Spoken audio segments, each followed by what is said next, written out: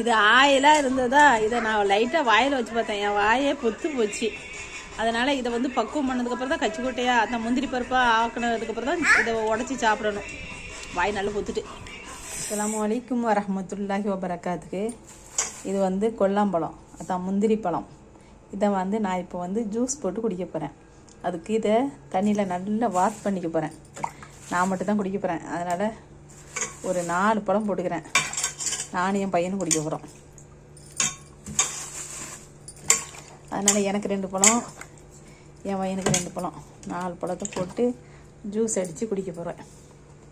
எப்படி ஜூஸ் அடிக்கிறான்னு பார்க்கலாம். 4 பழம் பார்த்தாது, அதனால் 6 பழம் போட்டுக்கிட்டேன். இப்போ மிக்ஸியில் வெட்டி போட்டுட்டேன்னா இப்போ கொஞ்சோன்னு இந்த வத்தத்தூள் போடுறேன். என்னடா ஜூஸ் வத்தத்தூள் போடுறேன்னு பார்க்காதீங்க, எனக்கு காரமாக இதா எப்படி தொண்டை காமுதில்லை, அதனால் இந்த வத்தத்தூள் போட்டுக்கிட்டேன்.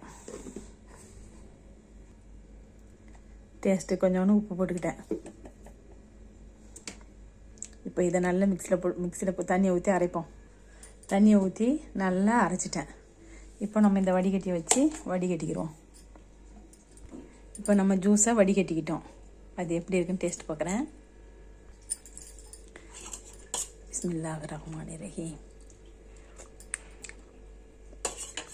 சூப்பராக இருக்குது. சக்கரை கொஞ்சம். கொல்லாம்பழ ஜூஸ்.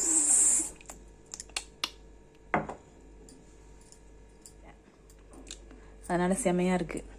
இந்த வீடியோ பிடிச்சிருந்தா லைக் பண்ணுங்கள், ஷேர் பண்ணுங்கள், கமெண்ட் பண்ணுங்கள். 5 ஸ்டார் சேனலுக்கு ஆதரவு கொடுங்க. அஸ்ஸலாமு அலைக்கும். பாய்.